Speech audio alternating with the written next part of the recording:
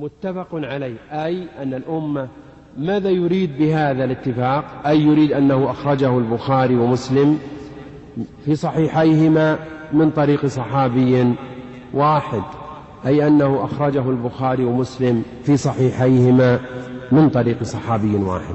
هل هذا هو المراد؟ أقول نعم، لكن هل هذا هو جل أو كل اصطلاحات كلمة متفق عليه؟ أقول لا، هناك اصطلاحات أخرى لمتفق عليه وقل من يتنبه لها. فالأصل إذا أطلق متفق عليه أي رواه البخاري ومسلم في صحيحيهما من حديث عبد الله بن عمر، أي اتفق على روايته من ذلك الصحابي. وهل يشترط اللفظ؟ لا، يشترط أن يوجد أصله أو نحوه أو معناه أو لفظه. اللفظ ليس من شرط الاتفاق، فإذا وجد أصل الحديث أو نحوه أو لفظه أو معناه كافي لأن يقال إنه في البخاري أو مسلم أو فيهما معا متفق عليه. لكن ما الاصطلاحات الباقية التي قل ما يتنبه لها؟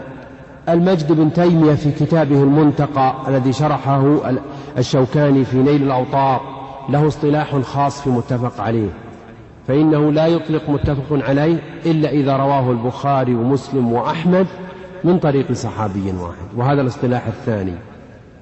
الاصطلاح الثاني للمجد بن تيمية في كتابه المنتقى اصطلاح خاص بأنه لا يطلق متفق عليه إلا إذا رواه البخاري ومسلم وأحمد من طريق صحابي واحد. هذا واحد. الثاني.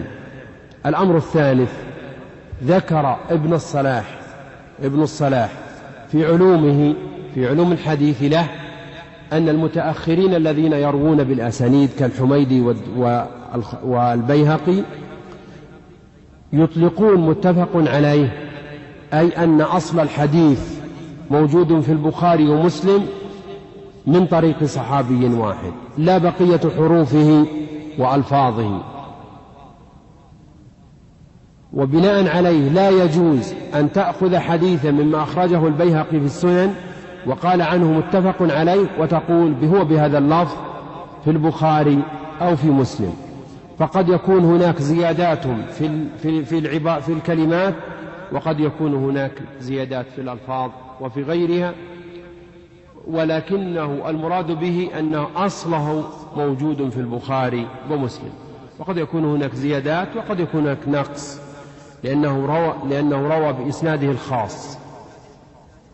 إذن الاصطلاح الثالث هو أن المتأخرين الذين يروون بالأسانيد كالحميدي والبيهقي يطلقون متفق عليه، أي أن أصله موجود في البخاري ومسلم من طريق صحابي واحد.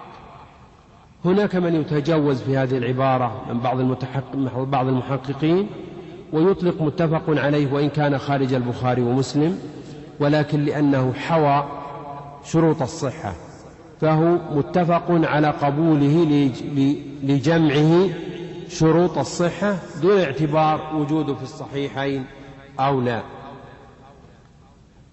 إذن هذه إطلاقات متفق عليه.